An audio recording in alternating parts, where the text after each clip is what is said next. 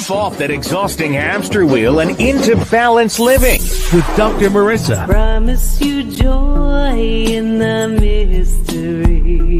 Dr. Marissa, also known as the Asian Oprah. Her mission, to be a beneficial presence on the planet. Her purpose, to be your personal advocate to live, laugh, love, learn. Her life motto, don't die wondering. Take back your life with Dr. Marissa Pay.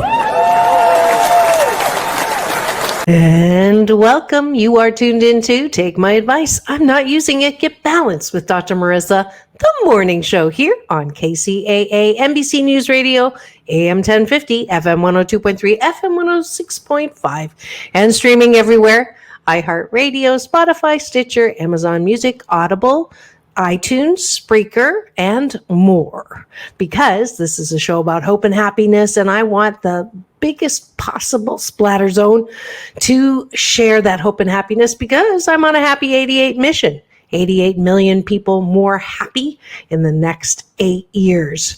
So welcome to the show. Those of you who are new, I am Dr. Marissa, your kinder, gentler Dr. Laura, and your Asian Oprah. I was actually introduced to Oprah as the Asian Oprah. What a wonderful moniker that is. And I have been doing this particular show for a mere 502 consecutive weeks. So I'm glad that you finally found me. If you're new, and if you're not, welcome back. And today is December the 13th. And what is so special about today? Well, those of you who always wait to see what you can snack on and enjoy for the deliciousness of life will not be disappointed. It is National Ice Cream Day.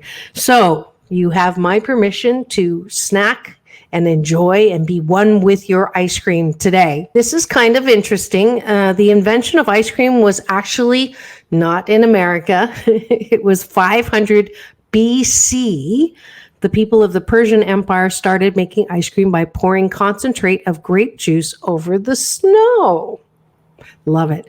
1846, ice cream maker was patented by Nancy Johnson. And 1978, Ben & Jerry's took a $5 course on ice cream making and opened the first Ben & Jerry's in a converted Burlington gas station, and has done quite well since then.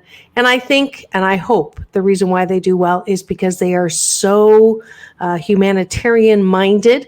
I believe that businesses that, don't wait until they make money and then give it away. They actually build it into their mission statement. So those of you who have choices on where to shop, I would definitely look into what mission your company that you're buying, toothpaste, shoes, ice cream, whatever it is, are they giving away as they're making the money? Because I think those are the kinds of companies that we should support and buy from.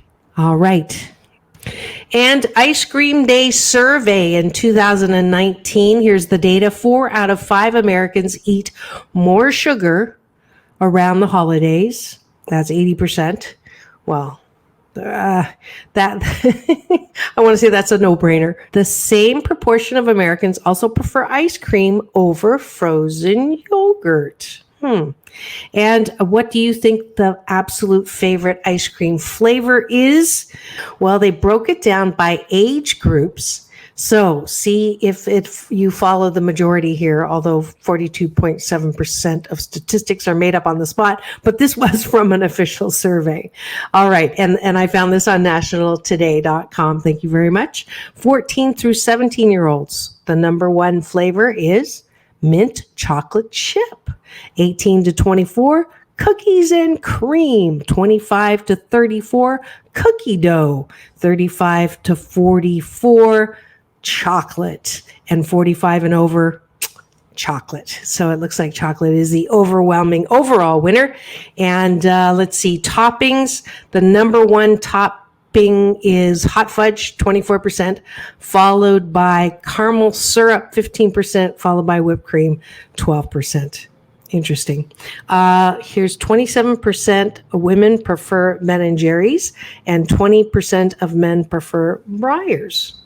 And there's your interesting facts for December 13th, National Ice Cream Day. It is also National Violin Day, and the first violin was made in 1555 in Italy by Andrea Amati. And then finally, it is National Horse Day. And I love horses, although I'm deathly allergic to them. The last contact I had was in Philadelphia with a police horse, and I touched its face, and it, was responsive, and I was rubbing it, and then next thing I know, I'm covered in hives. So even though I can't pet them, they are magnificent, beautiful animals. And here's an interesting fact about horses. In 2018, they found out that horses see colors differently than we do. And $9.2 billion is contributed by horses to the U.S. economy, and they don't even get paid.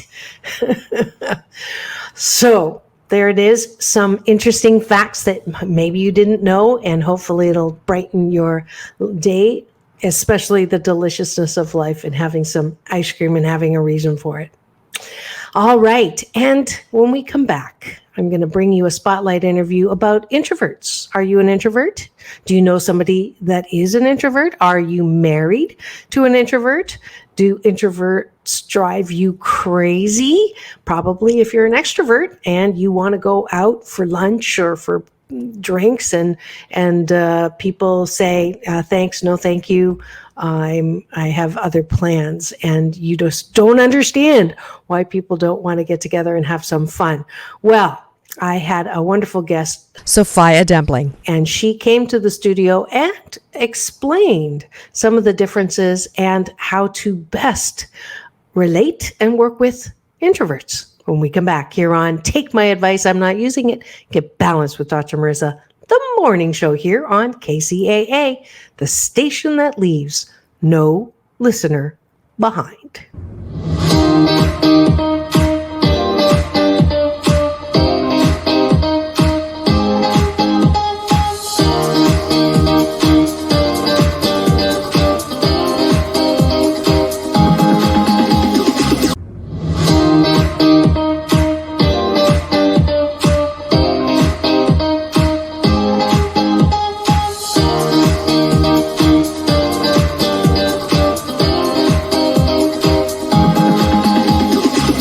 Take back your life with Dr. Marissa Pay.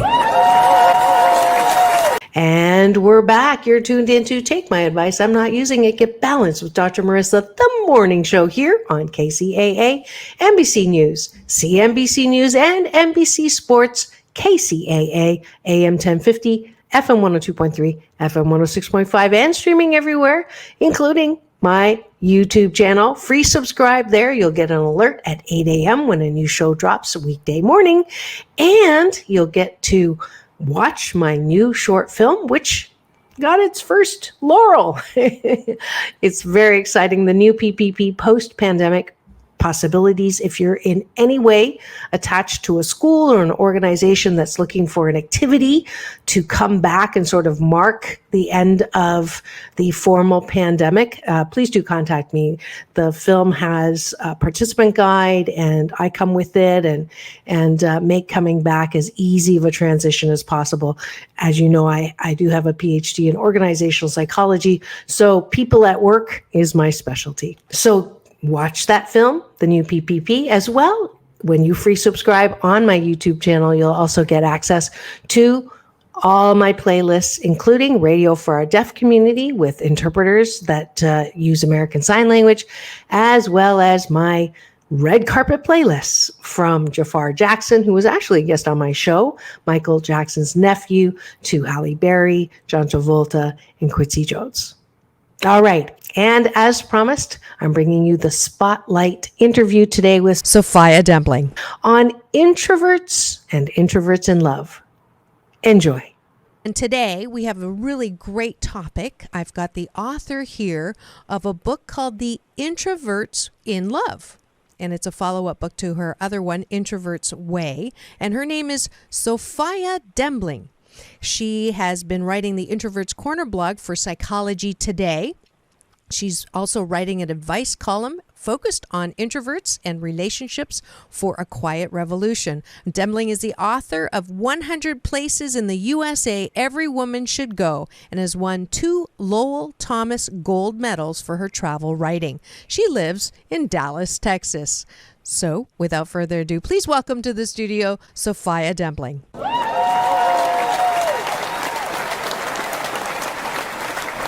Welcome. Thank you. Absolutely. So introverts, let me see how close my definition of introverts, extroverts are. As you can tell, I am an extrovert on steroids. Although after reading some of your book, I think that I might have tendencies for a closet introvert, and we'll talk about that later. But how are you defining introverts? Well, the definition we're most comfortable using is the idea that extroverts tend to gain energy from social interaction, from being out and about, from dealing with people, and introverts are drained of energy by that same sort of thing. And so what's interesting is that you might not necessarily be able to look at a person and say, that's an introvert, that's an extrovert, because many of us introverts, that is, I am one, are able to behave as extroverts. We can get out there and mix it up and go to parties, and I can speak in public. It's more about what happens afterwards and how exhausted we are by that effort. You know, I can go out and have a great time with a bunch of people, but then I need maybe a day of solitude to recharge. Right, to balance out the energy spent. Exactly. Yeah. I use Myers-Briggs personality inventory, and their definition on that dimension, extroversion, introversion, is exactly as you're saying. Extroverts get energy from being in interactions, and introverts get energy from being in solitude. So now, for those people who say, well, I'm a little bit of both, it is a group difference. We're not stereotyping here, but there's an actual group difference, correct? That some people have a preference for one or the other. Yes, exactly. And it all exists, like so much of our personalities, on a continuum. So there are going to be some people who are way over on one end or the other of the scale, but most of us fall somewhere in the middle of it. And you know, the closer you are to the middle, I think the more you would perhaps describe yourself as an ambivert, where you're more comfortable with either. But I think you'll find you fall somewhere along that scale. Right. Well, last month I had someone read my charts and found out that I had 6 planets in Leo. Not only am I a Leo, I have 6 planets in Leo. So I think that qualifies more as an extrovert. So, it must be. Yes. And I love the fact that in your book you say this is written for introverts, not extroverts, because extroverts don't seem to have a problem expressing what it is that they... That's right, although extroverts might find it useful to understand their introverts a little better. And even more so, I think the first book, Introvert's Way, which is sort of a Introverts 101. And I think it's a great way to learn about the qualities of introverts that sometimes are misunderstood. Right. So let's go to that. Introverts are misunderstood in relationships. What would you say the top 3 misunderstandings are for introverts in relationships? Well, it can be hard to know if an introvert is interested in you because they tend to not lay it all out there on the table. It can be hard to know when an introvert is upset. We tend to not be very confrontational, and so you sometimes have to sort of either draw things out or leave a lot of room for an introvert to process and then communicate things that are on their minds. You don't call that passive aggressive? It can slip into passive aggressive. Okay, absolutely. So it isn't. That's a really important point, because I tend to assume, and I tell my clients all the time, drop out of MSU University, make shiitake up, because if someone's not addressing the conflict, they're not necessarily automatically a passive aggressive. And I got that from your book. So the introvert really does have a problem.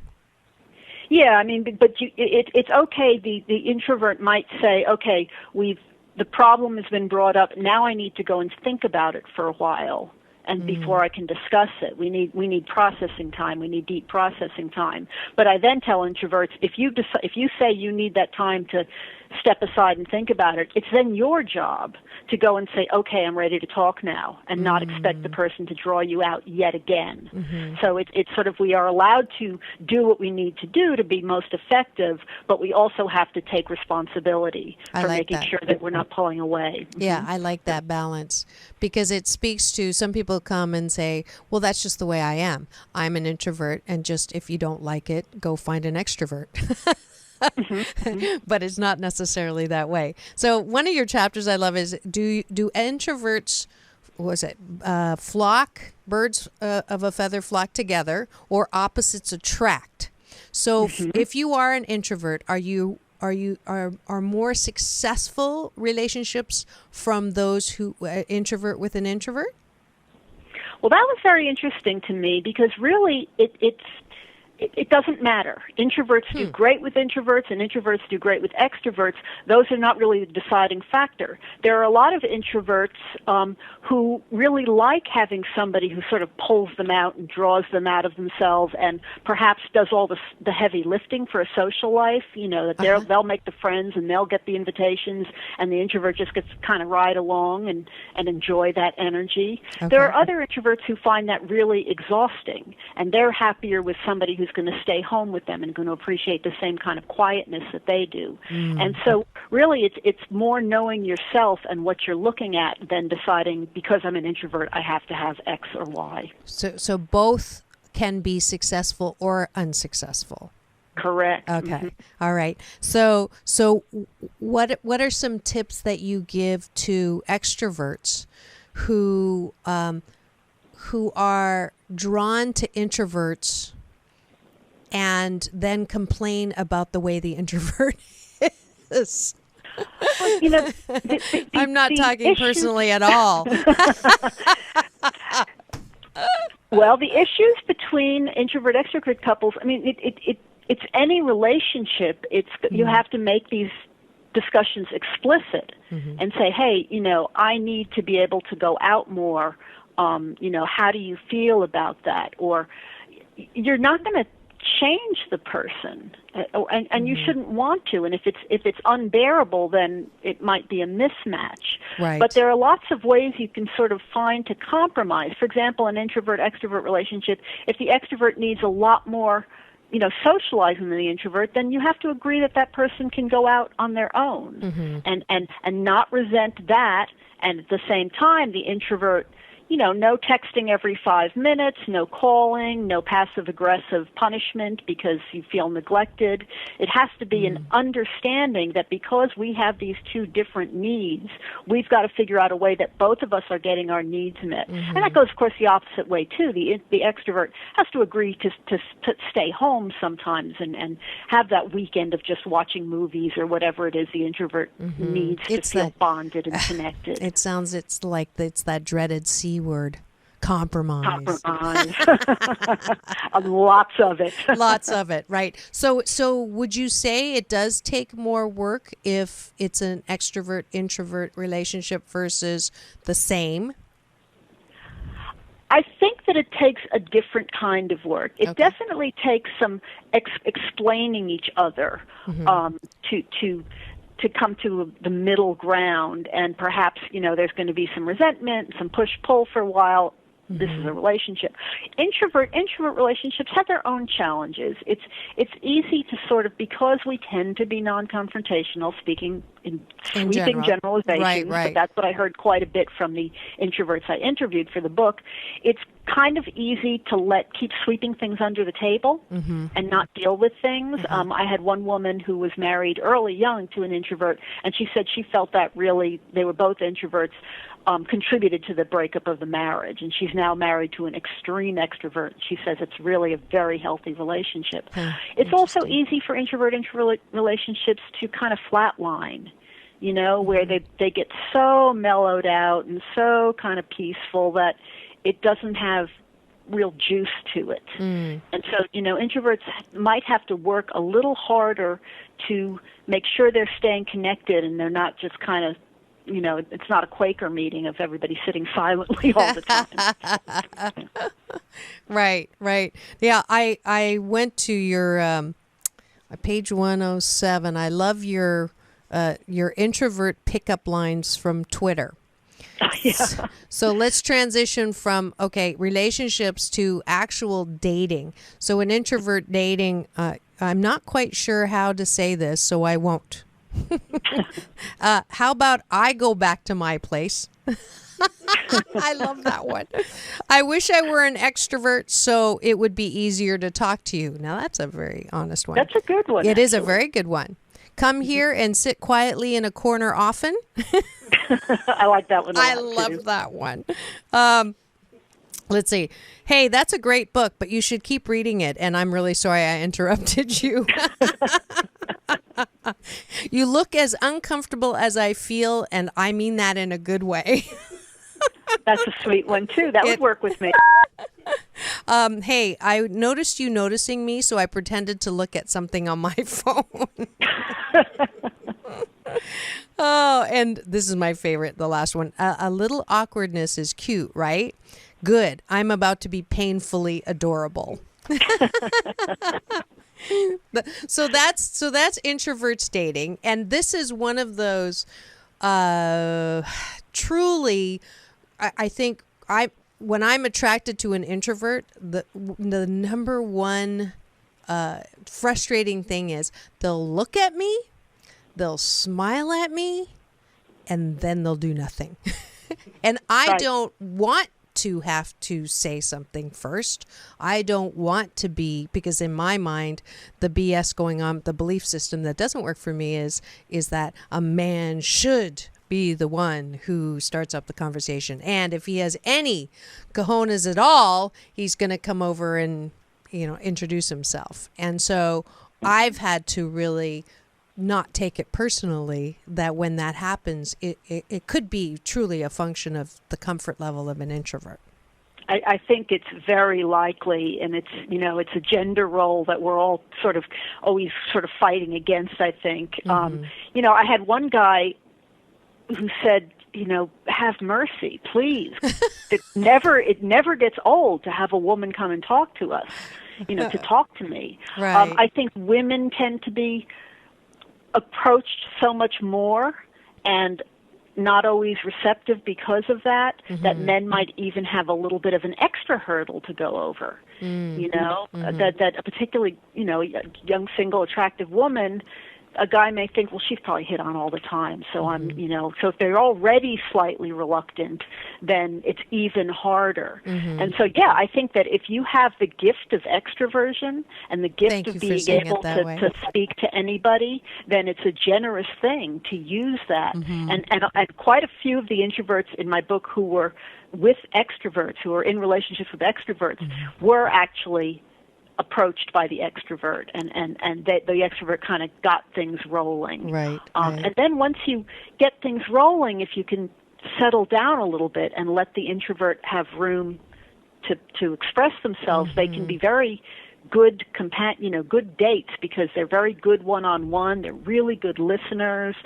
They're good conversationalists when they're given the space to do it. So if you can just break through as an extrovert, you have that gift. You can open up all sorts of possibilities. And there's more where that came from. Keep it tuned here. We're going to come back with more Introverts and Introverts in Love with Sophia Dembling here on Take My Advice, I'm Not Using It, Get Balanced with Dr. Marissa, the morning show here on KCAA, the station that leaves no listener behind.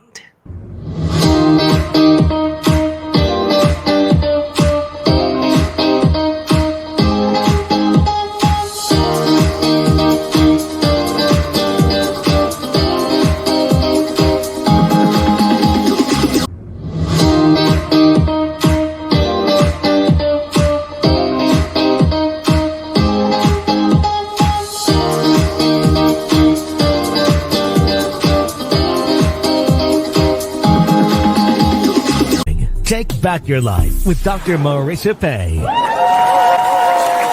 And we're back. You're tuned in to Take My Advice. I'm Not Using It. Get Balanced with Dr. Marissa, the morning show here on KCAA, NBC News Radio, AM 1050, FM 102.3, FM 106.5, and streaming everywhere.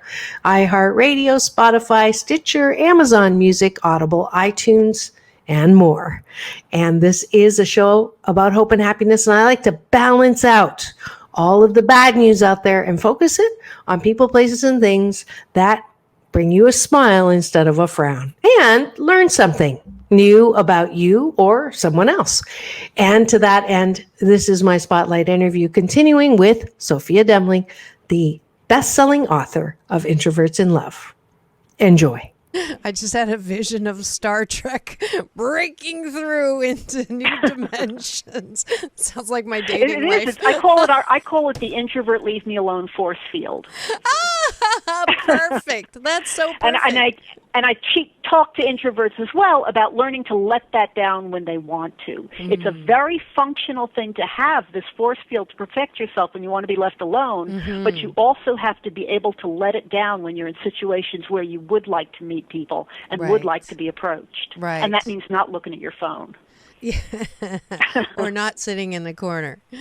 Not sitting in the corner, or even if you are sitting in the corner, uncrossing your legs and arms and looking around and thinking engaged, feeling engaged, puts out that energy of, I'm present in this group. Right. If you're just tuned in, you are listening to some tips from the author of Introverts in Love. So if you're an introvert out there and you're looking to get into a relationship or making your relationship work better, this is the show for you.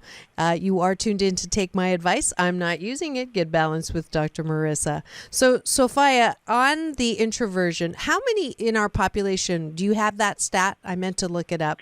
I ran out of time. It's roughly half.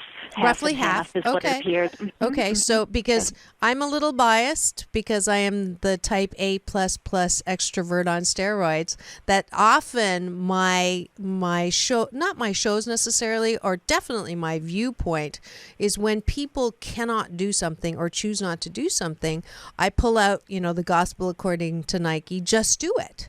And so I think that I'm getting a better awareness around that may work for the extrovert. It may not work for the introvert. Well, one of the things I really like to emphasize, however, is the difference between shyness and introversion. Oh, good. And it's really they're mixed up a lot, and they're very different in that introversion is motivation. It's how much you want to do these things, how much you want to go to that party or want to interact. Shyness is fear. You might want to do it, but you're afraid to. So you can definitely be a shy introvert, and I think there probably are a lot of us, especially since as introverts, we've been told we're doing it wrong for so long. You go to a party, I like to sit in a corner, and everybody says, that's the wrong way to party. Right. Well, no, it's not. It's my way to party. You can be a not shy introvert, which is what I am. I can talk to people and I can go to parties. You can be a not shy extrovert, obviously, and the people who have the hardest times are the shy extroverts because those are the ones who really want to interact and want to be out there but are frightened. And so when I talk to introverts, I say that really you want to pay attention to whether you're using your introversion, telling yourself it's introversion that's preventing you from doing things you want to do, because if it's that, then you might be looking at fear rather than introversion, and fear can be overcome. Introversion can't and really doesn't need to be. Great distinction. I love when I learn something new. So because there are extroverts who that I work with who, because of the fear of failure or perfectionism, don't put themselves out there. So that sounds like the shy extroversion. Yeah. Yep, it could be, or just we all have our terrors of success. Right. Now you interviewed how many for your book, your study? It was in the vicinity of 50. In the vicinity. Introverts. And single, married, newlyweds, old, long time, all different statuses. Anything surprising to you as an introvert? I guess really the one surprising thing to me was what we discussed early on, is that either kind of relationship. I thought for sure I would come up with, yes, you want to look for an extrovert, and yes, you want to look for an introvert. And I think that was really, for me, the most surprising. Otherwise, you had felt all of it. Well, it made me think about things I hadn't thought about explicitly, and that it was all very interesting and very enlightening. But I can't say anything made me go, "Wow!" It never occurred to me. And what gave you this inspiration to even talk as an introvert and sort of, put the moose on the table, as I like to say, because I'm Canadian and about the elephant in the room? What gave you that inspiration to begin to give introverts a voice?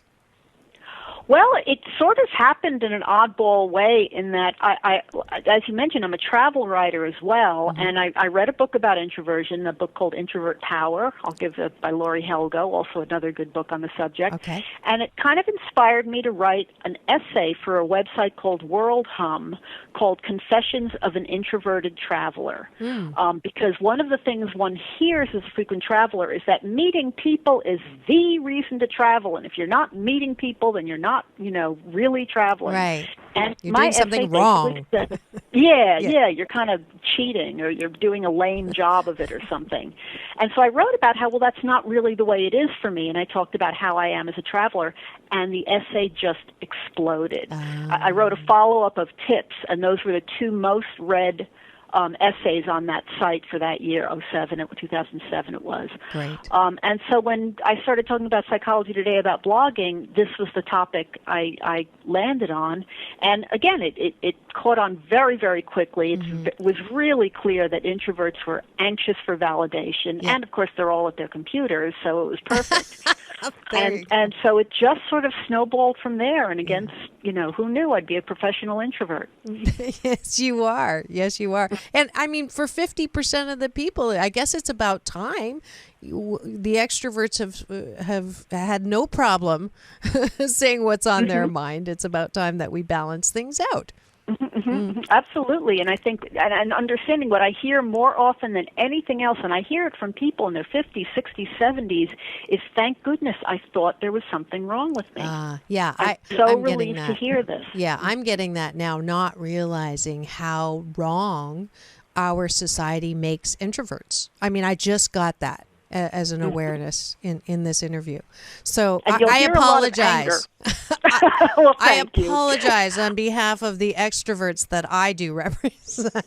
And on behalf of the introverts, we thank you. Yay! Let's have a group hug. We're good. We're at one again. We are whole. Introverts Yin and yang. extroverts. Yes, absolutely. I'm all about that too. So, can I ask you personal questions? Are you married? I am married. You are to an introvert or an extrovert? He is introverted, perhaps a little less so than I, but also introverted. And here's the kind of interesting thing that can come up. I'm a writer. I work at home alone. He has a picture framing shop and deals with people all day long. And so we're having to work out the fact that he comes home at night and he doesn't want to do anything or talk to anybody or see anything. At the end of the day, I had enough alone time. Right, right. And so I'm having to kind of make my own plans and get out by myself a little bit more because we just have different needs by the end of the day. Right. And even this is something coming up even in an introvert couple. Interesting. You have to practice what you're teaching. Don't you hate that? Yes, indeed. That's why my show's called Take My Advice, I'm Not Using It. That way I get it covered. That's wonderful. How long have you been married? 26 years, Okay. I think, this year. He's going to bop me on the head for never being able to remember, but somewhere in that vicinity.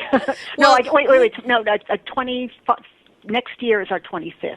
Oh, 2016 will be our 25th. That's wonderful. So we'll let you make it up to him. Give him a love shout out right now and tell me what's the top 3 things that you love about him. his sense of humor. Nobody can make me laugh until I cry like he can. He's very, very quiet and very, very dry, and he comes out with things that I can laugh for a day on one line of his. That's wonderful. He's very responsible. He takes care of stuff. And he's handsome. Oh. Did you hear I heard the love there. That was beautiful. What's his name? Tom. Tom, you are loved. I hope you hear this little love shout out right now from your wife on the air. All right. So besides, so we're talking about dating. What are some tips that you tell introverts who would prefer? And I'm telling you this actually, my closet introverted side. I have to be honest with you. I deal with people every day, all day. And so I have 4 free days a month, Thursdays. And I'm a full-time mom as well of teenagers. And I try to practice what I teach. I tell all my clients and I tell my listeners, there's nothing like romance. There's nothing like relationships you can't get that kind of feeling from friendships or family. So have a relationship. A relationship a day will keep the doctor away. No, I'm kidding. But have a relationship. But I have to tell you that the free time that I do have, the best date I have is with myself. And that I can look forward to going home and, getting some my favorite takeout and sitting with a good movie that I may have missed in the theater. And I am getting to the point where I'm thinking that I don't need a relationship. And I read in your book the statistic now from, let's see if I can find it, the doctor, here it is, Eric Klingenberg, that there are 5 million people in the U.S. between the ages of 18 and 34 who now live alone. By choice. Yep. So tell me about that. Well, it's really interesting. It's a trend, and it's something in a way similar to introverts. The people who are single by choice are having to push against some really powerful stereotypes that they're lonely and that they're sad. And in fact, research finds that people who are not in long-term relationships, are not married, have a larger social circle. It's actually married people who tend to get a little bit more isolated. The people I've interviewed one young man, an attorney, a very lovely, a handsome young man, and he's just doesn't want to be married. He says, it's not like I sit at home every night. I go out all the time. I have close friends. I have a life. I just can't imagine having somebody there all the time. So he said that just the idea of having somebody pinging you all the time, even if you're in different rooms, is not comfortable for him. And I think that what we have to come to understand is that sort of day-to-day intimacy is not necessarily for everybody. I spoke to another guy who's in a long-term relationship, but they don't live together. And they're both fine with that. Wow, that's interesting. And we'll have to come back and talk a little bit more about that. It is time to thank our sponsors who are making this show possible. So we'll be back in 2 and 2. Have you ever had a sweet potato cookie?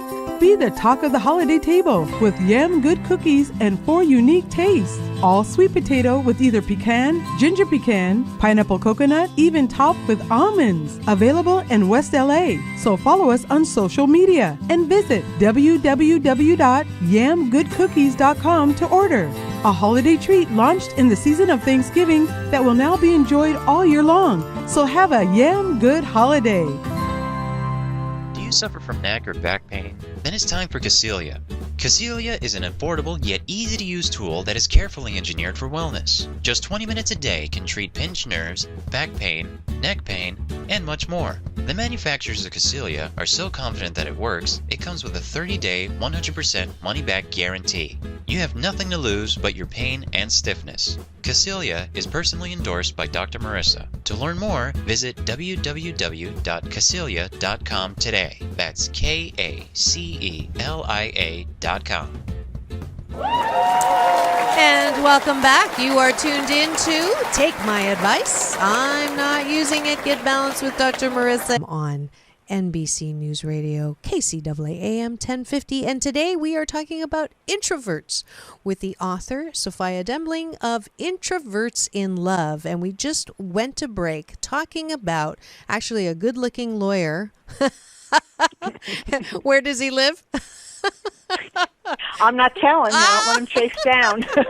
Fermented. Yeah. Well, you can give him my number. All right. Oh, I'm bad. So introverts and extroverts who are not actually interested in relationships. So my guess is that this is more from an introverted place, that introverts are more and more on the rise, the 5 million who are by choice not in a relationship, and or you said they live apart but they have a relationship. Tell me about that couple. There's a very interesting blogger, Dr. Bella DePaulo, on Psychology Today, and she writes a blog about living single, about single by choice. And she says, she calls it living together apart, I think is what she said. Okay. And it allows people to, they're in committed relationships, but they keep their own residences. Maybe they've lived alone for so long they don't want to combine households. This guy who I spoke to for my book had already been in 2 marriages that hadn't worked out, and he felt his need for solitude contributed to that. And the lawyer? He decided, well, this is fine. The lawyer? No, this is the guy who's in the relationship where they live separately. The lawyer is not, as far as he dates a lot, but I don't know that he's in a relationship. Go ahead. Sorry, I'm fixated. But anyway, so obviously. he decided that he was not cut out for marriage, and the woman he's been dating in a relationship with for 5 years now is perfectly happy to maintain her own household. Okay. Now, I actually, when I first started having relationships, had a thought that my perfect setup would be a big house, and I would have my room, and he would have his room, and then we would have one room that was joint. So does that make me an aberration or an introvert extrovert or what? I don't have any data on that, but it works. It works for me. I mean, there are a lot of people who keep separate bedrooms for better sleep, and that was actually kind of common back, Victorian, Edwardian times. Right.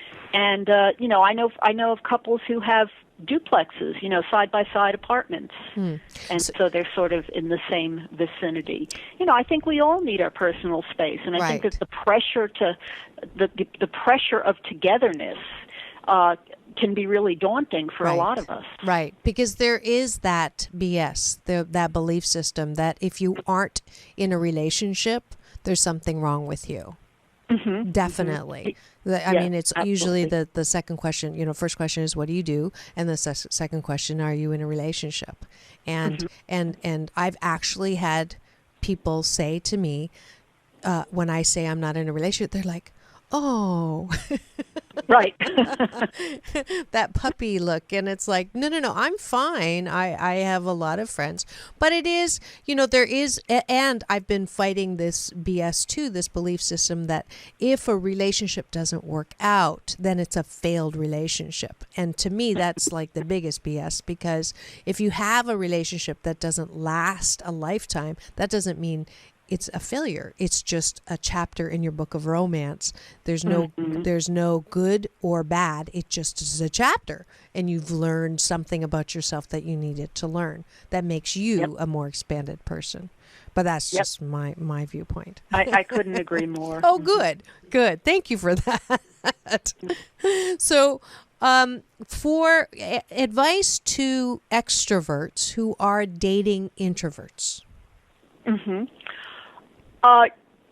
Give them room. You're going to feel like the most fascinating person in the world because introverts are really good listeners, but they might appreciate being drawn out. We're not likely to just kind of muscle our way into a conversation. And so if you find that you're doing all the talking and you're doing all the planning and you're doing everything, it may be that they want you to be that way, but it may be that they're just a little bit overwhelmed and don't really know how to work their way into it. So every now and then kind of take a step back and make a point of asking the questions, and they might just need a little more room. The other really, really important thing is that introverts need time on their own, not because they want to get away from you, but because they need time on their own. It's not a rejection. It's not personal. It's something that it's not personal. This comes up within families and in friendship and in relationships where introverts need to get away by themselves. They need to maybe not go to that party or not get together this weekend, and it's not a rejection. It's simply what they need to be healthy. I need to travel by myself. I love to travel by myself, and I would miss it terribly. And my husband, fortunately, he understands that. He gets that and even appreciates some time alone in the house while I'm traveling.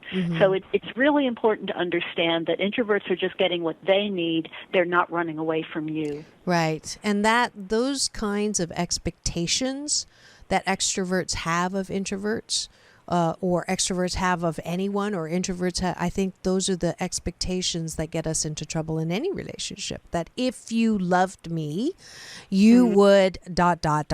If you loved me, you would be happy to see me. If you loved me, you'd want to spend time with me. If you loved me, you would tell me how much you love me. If you loved me, you get my drift. So I get it. And I think it works with the introverts. The introverts have to understand, too, that just because the extroverts need a lot of other people, that's not saying they don't need you. You know what I mean? It's, again, the extrovert has that need to have a lot of people and to have people around, and maybe you want every weekend to be just the two of you, but that's not fair to that extrovert. So for my listeners who are extroverts who are in relationship with introverts, I would say the balance tool here, one is don't take things personally. If someone doesn't want to spend time with you, it has no reflection on you. It is what they need to feel happy 88% of the time. Second, I hear to be aware of how much airtime extroverts are taking, that in order to give the invitation for an introvert to interact, it would to give them the space and not demand the interaction immediately. Say something now. Right. Well, that's a very important point when it comes to conflict. And I'm sure you're probably aware of John Gottman's research into the things that, conflict, how couples handle conflict is a really good indicator about how successful their relationship is going to be. Well, I hope you enjoyed that. There is a little more of that interview on my free subscribe YouTube channel, so make sure you do that.